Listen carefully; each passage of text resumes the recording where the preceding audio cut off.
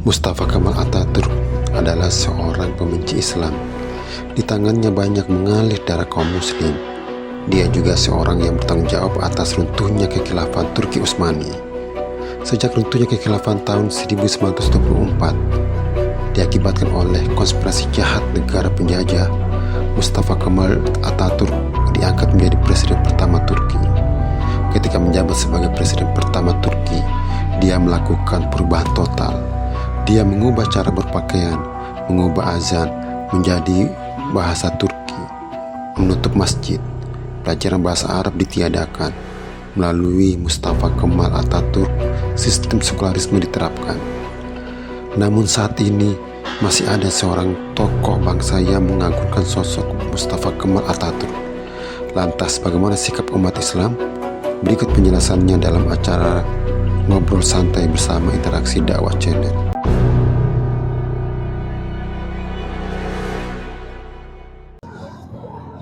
Assalamualaikum warahmatullahi wabarakatuh. Waalaikumsalam warahmatullahi wabarakatuh. Alhamdulillahirabbil alamin. Assalatu wassalamu ala asrofil anbiya'i wal mursalin wa ala alihi wa sahbihi ajmain.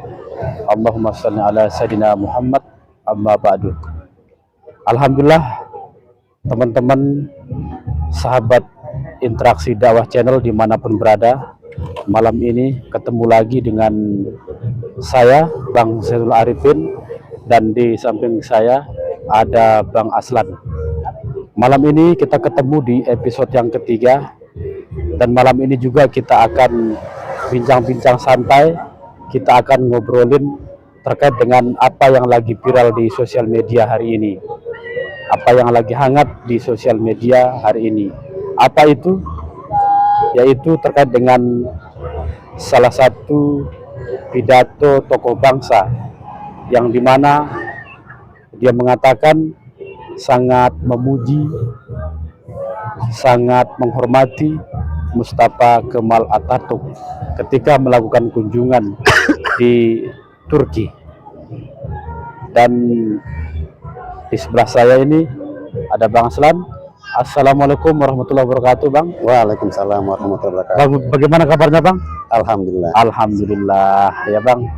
Alhamdulillah ini Bang, kita sekarang ini suasananya berbeda Bang. Iya. Kemarin kita ngobrolnya di tempat agak tertutup. Nah sekarang kita ngobrolnya di tempat terbuka, suasananya ramai di tepian, kita bisa sambil ngopi Bang. Ya. Nah baik ini Bang, sesuai dengan tema yang kita angkat malam ini Bang, terkait dengan pidato salah satu tokoh bangsa, di mana tokoh bangsa ini mengatakan dia sangat memuji, sangat menghormati yang namanya Mustafa Kemal Atatürk. Menurut Bang Aslan, siapa itu Mustafa Kemal Atatürk, Bang? Ya, baik. Baik, saya sapa teman-teman ya. Assalamualaikum warahmatullahi wabarakatuh. Baik ya, Bang Zainul, teman-teman yang sudah dirahmati oleh Allah Subhanahu wa taala. Alhamdulillah di malam ini ada yang berbeda ya. Yaitu kita berada di outdoor ya, Bang Zainul. Iya, betul, ya, Bang. Episode pertama dan kedua kita berada di ruangan. Nah, sini alhamdulillah kita berada di ruangan yang terbuka yang memang di sini ramai ya Bang Zainul ya. Ya betul, betul Bang, betul. Baik, karena ini temannya kita santai ya, segmennya kita santai ya, sambil ngopi ya. Tapi yang dibahas cukup berat. Iya betul, sangat berat. Yang dibahas. Ya kita tagline-nya itu Bang. Iya. Ngobrol santai, Ngobrol isi berat. santai, tapi yang dibahas berat. Ya. Baik, sebagaimana tadi yang disampaikan oleh Bang Zainul, kita akan membahas yang memang ini viral di sosial media, yang dimana ada tokoh bangsa itu dia ketika berpidato di Turki ya, kalau nggak salah di Turki, di situ dia mengagumkan satu tokoh Turki yang bernama Mustafa Kemal. Bahkan pernyataan beliau juga mengatakan bahwa di tempat kerja beliau itu ada patung ya, ada patung Mustafa Kemal. Pokoknya beliau menyampaikan bahwa dia sangat mengagumi sosok dari Mustafa Kemal. Gitu. Nah, ini yang perlu kita bahas. Siapa sih sebenarnya Mustafa Kemal itu? Agar teman-teman itu bisa memiliki pandangan, memiliki pengetahuan. Siapa sih sebenarnya Mustafa Kemal itu? Gitu. Terkait dengan sejarah keberadaan Mustafa Kemal ya, atau siapa sih Mustafa Kemal itu? Ya, ini teman-teman mungkin banyaklah referensi yang bisa teman-teman dapatkan ya. Baik di sosial media ya, di buku-buku ya, itu banyak tuh. Namun tidak mengapa di pada kesempatan malam ini kita akan coba membahas sedikit lah terkait dengan Mustafa Kemal itu. Jadi Mustafa Kemal ini itu adalah merupakan tokoh ya, tokoh yang dianggap oleh masyarakat Turki sebagai tokoh revolusioner, sebagai tokoh perubahan. Kenapa dinamakan sebagai tokoh perubahan? Ya, karena melalui Mustafa Kemal inilah kemudian Turki itu berubah. Nah, Turki itu menjadi negara sekuler. Jadi yang pertama kali menjadikan Turki itu menjadi negara sekuler adalah Mustafa Kemal. Kalau teman-teman melihat di masa sebelum Turki menjadi negara sekuler, ya, Turki itu dulunya menjadi pusat kekhilafan Islamiyah. Khalifah terakhir itu dipimpin oleh Khalifah Abdul Majid, gitu ya. Nah kemudian, ya ini kalau kita berbicara sepintas sejarah dari kenapa sampai munculnya sosok Mustafa Kemal ini, ya. Nah, Mustafa Kemal ini kemudian dijadikan agen, ya, dijadikan alat oleh penjajah Inggris, ya, untuk kemudian bisa menggulingkan khalifah yang terakhir.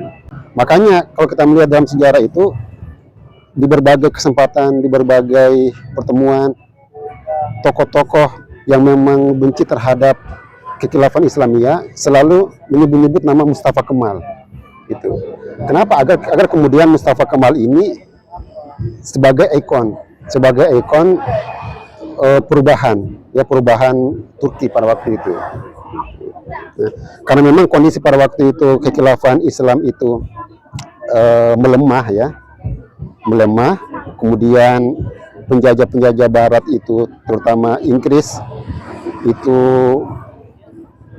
sedang mencengkeram negeri-negeri Muslim, ya. Nah, makanya sosok Mustafa Kemal Atatürk ini kemudian dijadikan sebagai agen atau dijadikan sebagai alat untuk kemudian menggantikan kekhilafahan khalifah yang terakhir, yaitu Abdul Majid. Dari situlah di tahun 1924, ya, dengan campur tangan dari Inggris, ya, akhirnya kekhilafan Islam itu kemudian diruntuhkan oleh yang bernama Mustafa Kemal Atatürk. Jadi orang yang bertanggung jawab atas runtuhnya kekhilafan Islamiyah itu adalah Mustafa Kemal Atatürk. Nah, ketika Mustafa Kemal Atatürk itu menggantikan posisi kepemimpinan dari khalifah, ya kan, itu sebutannya itu bukan khalifah tapi presiden Turki. Nah, dari situlah kemudian Turki itu berubah drastis, gitu. Nah, dari situ kemudian sekularisme itu diperkenalkan di negara Turki. Simbol-simbol agama kemudian diubah. Baik, tadi Abang mengatakan istilah sekuler, Bang. Iya. Sekuler. Apa hubungan sekuler ini dengan Mustafa Kemal Atatürk itu, Bang? Iya. Jadi hubungannya memang kalau kita melihat, ya, pemikiran Mustafa Kemal ini sedari awal itu memang pemikiran sekularisme, ya. Kalau kita melihat silsilah dari Mustafa Kemal, rupanya dia itu keturunan Yahudi yang kemudian dia berpura-pura menyamar menjadi seorang Muslim. Menyamar menjadi seorang Muslim yang kemudian diberi nama Mustafa tadi itu. Iya. Mustafa Kemal itu, ya? Iya, Mustafa Kemal, ya. gitu. Ataturk ya berarti Turki itu. Di Turki, Mustafa Kemal ini dianggap sebagai bapak Turki modern itu, karena dia orang pertama memperkenalkan sekularisme di Turki itu. Jadi Mustafa Kemal ini orang yang bertanggung jawab atas runtuhnya kekhilafan Islam Turki itu, karena melalui dialah sekularisme itu kemudian disebarkan di Turki. Ketika sekularisme berhasil diterapkan di Turki, simbol-simbol agama, kemudian masjid ya, itu kemudian diubah. Termasuk juga Hagia Sophia. Hagia Sophia yang dulunya itu dijadikan masjid ya. Ketika Mustafa Kemal menjadi presiden pertama Turki, itu kemudian diubah menjadi museum. Itu buku-buku yang bertuliskan terkait dengan tentang Islam ya, tentang kekhilafan itu kemudian dibakar. Itu busana-busana Muslim ya, sekolah-sekolah yang sebelumnya itu menggunakan busana Muslim diubah menjadi mengikuti peradaban Barat. Dari situlah kemudian Mustafa Kemal itu sampai saat ini disebut sebagai bapak Turki modern. Gitu. Ya, karena dialah yang pertama kali menerapkan sekularisme di Turki. Seperti itu. Kalau kita ingat Mustafa Kemal Atatürk itu, berarti kita ingat bahwa dia yang pertama yang menghancurkan khilafah Islam. Iya. Kemudian yang kedua, dia pintu masuk diterapkannya sekuler. Iya. Yang ketiga, dia bapak Turki muda modern gitu Bang. Iya, betul. Dan dia juga yang menghapus simbol-simbol Islam di Turki gitu Pak ya. Kalau yang itu Bang, yang melarang suara azan, pakai azan bahasa Arab itu, dia nggak juga yang melarang itu? Ya, betul ya. Nah, jadi memang ketika Mustafa Kemal diangkat menjadi seorang presiden di Turki ya, pasca runtuhnya kekhilafan Islam, yang dimana tadi itu saya ralat ya, bukan Abdul Majid ya, tapi Abdul Hamid. Oh ya, iya. Khalifah terakhir ya, jadi teman-teman ya, Khalifah terakhir itu Abdul Hamid, kemudian dilansirkan oleh Inggris ya, digantikan dengan Mustafa Kemal. Mustafa Kemal Atatürk. Ya, jadi Mustafa Kemal ini ketika dia berkuasa di Turki, simbol-simbol agama kemudian diubah, termasuk juga azan, Bang Zainul. Azan diubah menjadi bahasa Turki, kemudian apapun yang mencerminkan itu simbol-simbol Islam, itu kemudian diganti, diubah, gitu, sesuai dengan peradaban Barat. Oh, gitu. Begitu Bang ya? Iya. Berarti kalau kita melihat dia dari sisi Islamnya, itu sisi Islam ini memang bahwa Mustafa Kemal ini sangat buruk gitu ya Pak ya? Iya. Gitu. Nah, kenapa Mustafa Kemal ini sangat dilekatkan sekali dengan sekuler ini Bang? Apa sih itu sekuler gitu Bang? Nah, sekuler ini Bang? Ya, betul. Ya. Ya, jadi sekularisme ini adalah sebuah ide atau paham yang dimana peran agama itu dijauhkan dari kehidupan. Peran agama dijauhkan dari kehidupan. Agama itu cuma hanya masalah hubungan dia dengan Sang Pencipta, gitu. Atau bahasa sederhananya itu memisahkan agama dari kehidupan, itu sekularisme. Itu. Jadi sekularisme inilah yang kemudian hingga saat ini itu sedang dijunjung tinggi oleh dunia, ya, termasuk juga di Turki. Tapi kenapa Bang? Banyak sekali orang Muslim ya, yang sangat mengidolakan Mustafa Kemal ini, gitu Bang. Iya. Nah, betul sekali ya. Ini yang perlu kita ini yang menjadi tugas kita ya. Tugas kita untuk memberikan pemahaman kepada masyarakat, terkhusus umat Islam. Gitu. iya. Kok bisa gitu ya kan? Kok bisa ada seorang Muslim yang dia itu lebih mengagungkan sesosok orang yang dia itu pembenci Islam, gitu. Emang Mustafa Kemal tuh benci Islam? Oh iya, karena melalui dialah akhirnya kekhilafan Islamia itu runtuh. Itu. Oh, gitu lah ya. Mustafa Kemal itu kalau kita melihat apa namanya literasi ini ya, perjalanan beliau itu ya kan, bahkan sampai meninggalnya beliau itu sangat tragis sekali. Itu ya. Bagaimana dia itu ketika dia menjadi penguasa di Turki ya, presiden pertama di Turki, dia itu kerjanya mabuk-mabukan ya kan, minum ya, main perempuan ya, gitu. Bahkan kalau kita melihat pada saat meninggal ya kan, itu jasad beliau itu tidak bisa dikuburkan ya, tidak bisa bahasanya itu langit bumi itu menolak jasad beliau ya kan. Oh, gitu Pak ya. Iya. Karena ya,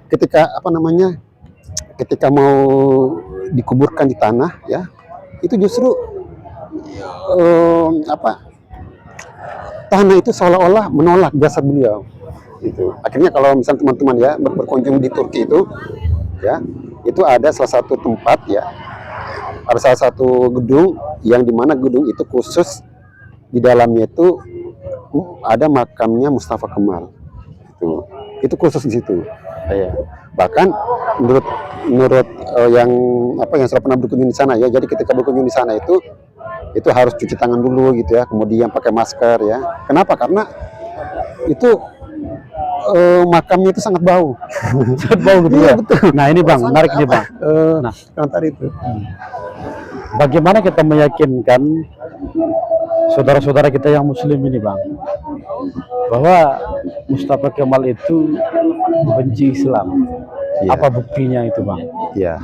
Biar saudara-saudara kita yang Muslim ini tahu gitu, yakin betul gitu Bang.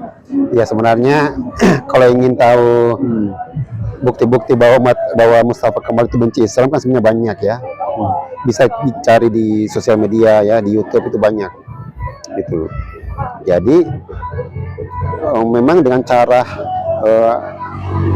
berdakwah gitu ya, menyampaikan kebenaran ya, kemudian kita menyampaikan kepada saudara kita ya, bahwa sesosok Mustafa Kemal Atatürk ini tidak layak untuk dianggap sebagai idola, nggak layak dianggap sebagai bapak perubahan. Jadi apa yang disampaikan oleh tokoh bangsa itu menurut saya itu pernyataan yang salah, dan itu sama saja menyakiti hati umat Islam. Kenapa? Karena bagaimana bisa ya kan? Bagaimana bisa seorang penguasa yang berada di negeri Islam itu kemudian mengidolakan seseorang yang dia itu membenci Islam gitu. Kok bisa gitu ya? Seperti itu.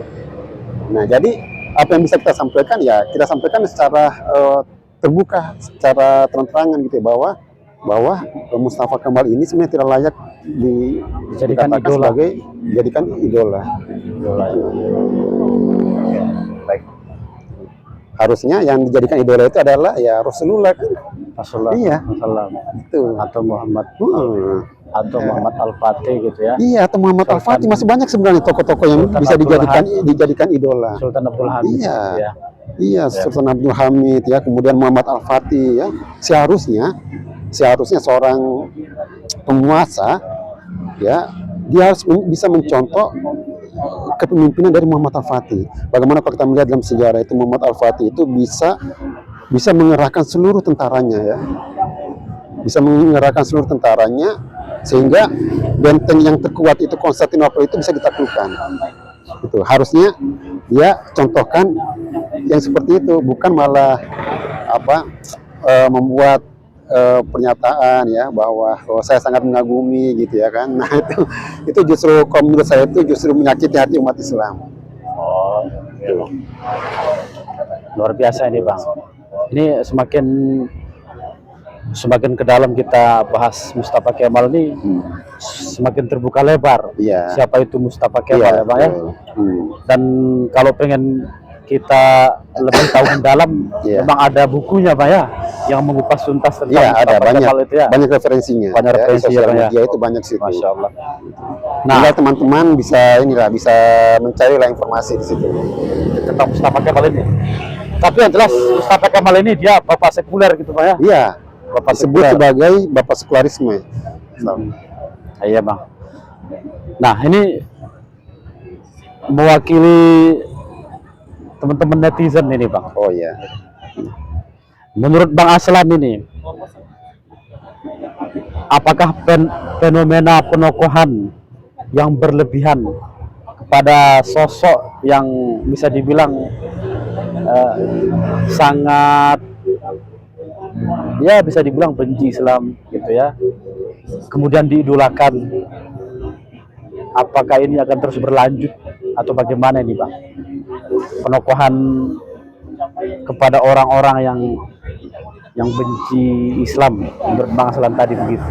Iya, Nah, baik. Sebenarnya ya, mengagumi, mencintai atau mengidolakan itu merupakan naluri manusia ya kan. Itu pasti ada dalam diri manusia. Tinggal bagaimana kemudian pola pikir umat Islam ini ya, diarahkan pola pikir yang Islami. Itu seseorang bisa saja mengidolakan sesuatu ya, namun bagaimana pola pikirnya ya, itu bisa diarahkan ke pola pikir yang Islami gitu. Nah, dengan fenomena yang ada sekarang ini ya, ini bukan cuma satu orang, bahkan mungkin banyak lah ya, yang di luar sana itu kita melihat banyak orang-orang yang mengokohkan secara berlebihan itu ya, mengokohkan secara berlebihan, dan itu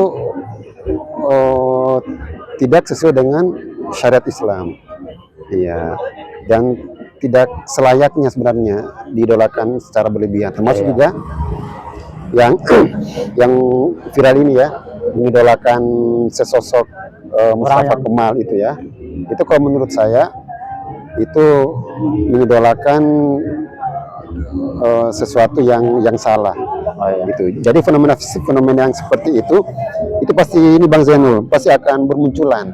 Gitu. Ya. Bila mana kemudian tatanan kehidupan kita ini itu tidak diatur dengan aturan yang benar. Gitu. Ya. Nah, kita kan sebagai Muslim kan yakini bahwa aturan yang benar itu adalah yang bersumber dari Islam. Itu sekarang ini ya, dengan adanya penerapan ideologi sekularisme ya sekarang ini ya, demokrasi, kebebasan berpendapat, kebebasan kepemilikan, kebebasan bertingkah laku, seseorang itu bisa sesuka dia mengidolakan siapapun dia, bahkan itu dijamin oleh negara gitu, bahkan itu diberi kebebasan kepada negara, dan hal yang seperti itu dianggap wajar, dianggap sesuatu hal yang biasa selama tidak membuat keonaran gitu ya. Gitu. Iya Bang. Dan seperti itu pasti akan berlanjut gitu Mas, selama tatanan kehidupan kita ini nggak diatur dengan aturan Islam.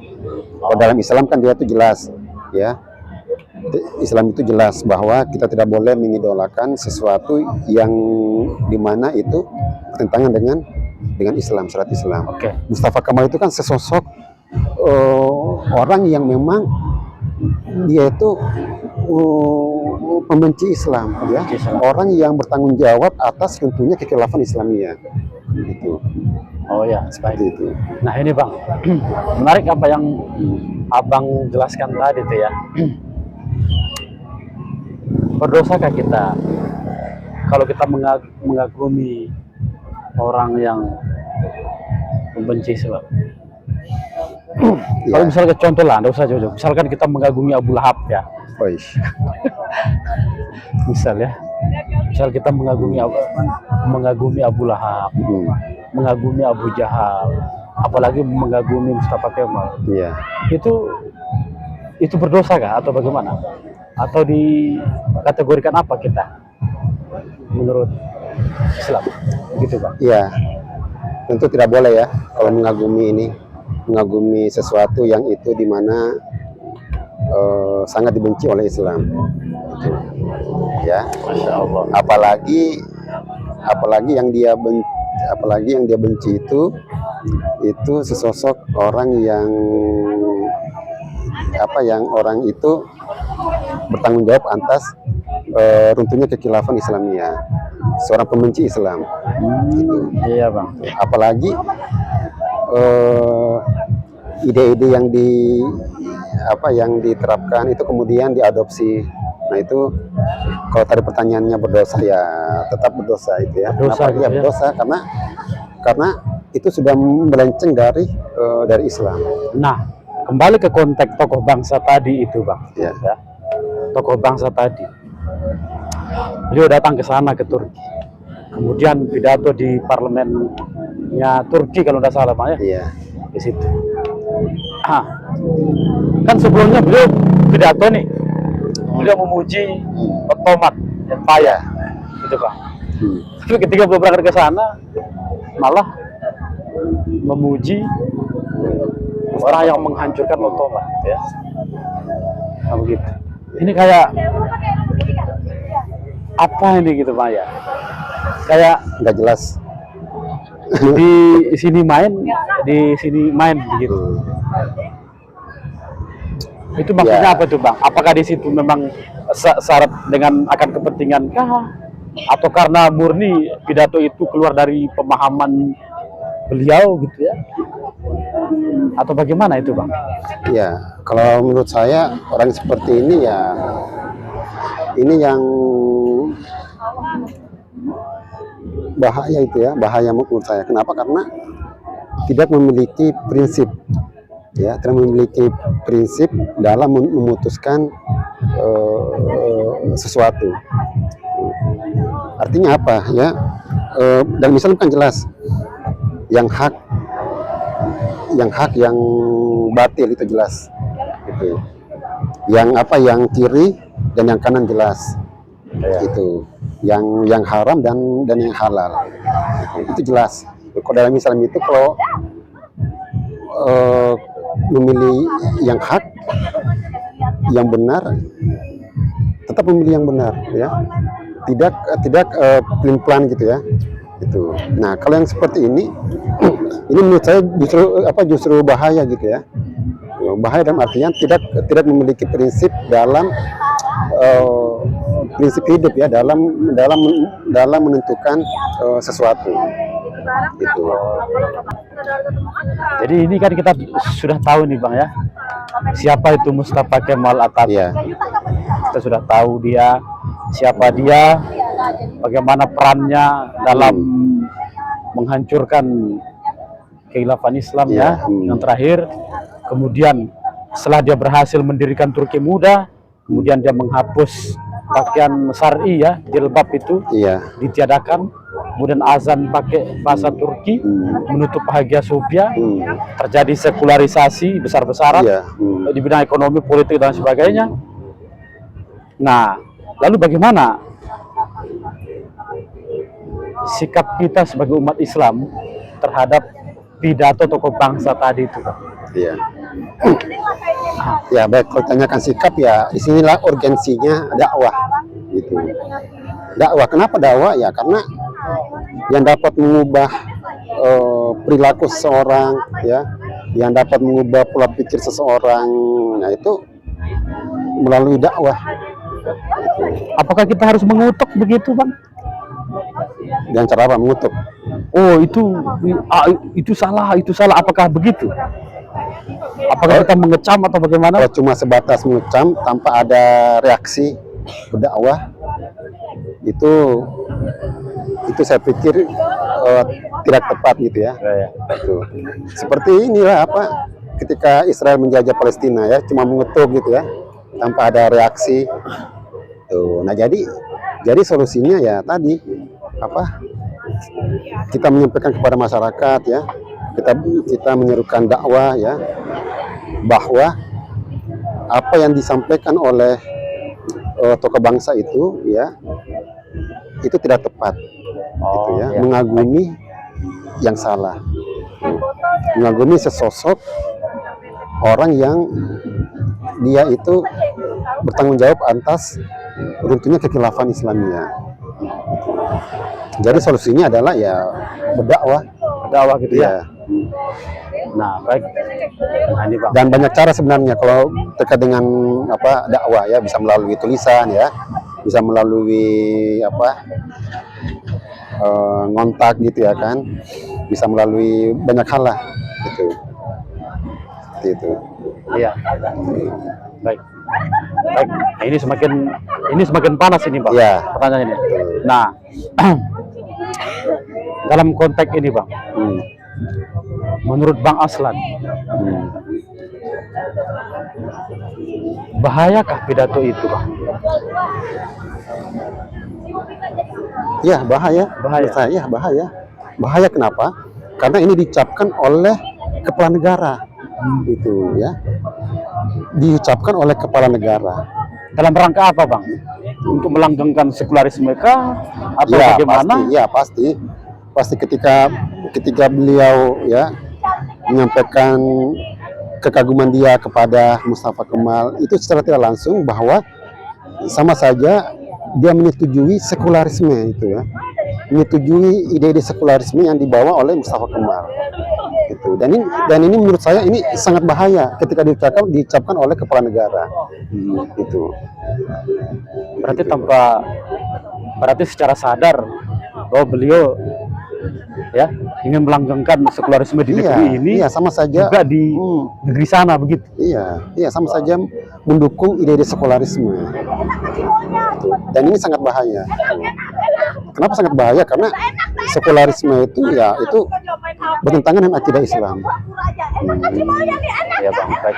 Dan perlu diketahui bahwa runtuhnya kekhilafan Islamiyah itu karena adanya ide-ide Barat, diantaranya sekularisme tadi itu. Sekularisme ini yang Itu masa seorang Muslim mendukung sekularisme ya dibandingkan Islam. oh iya, Bang.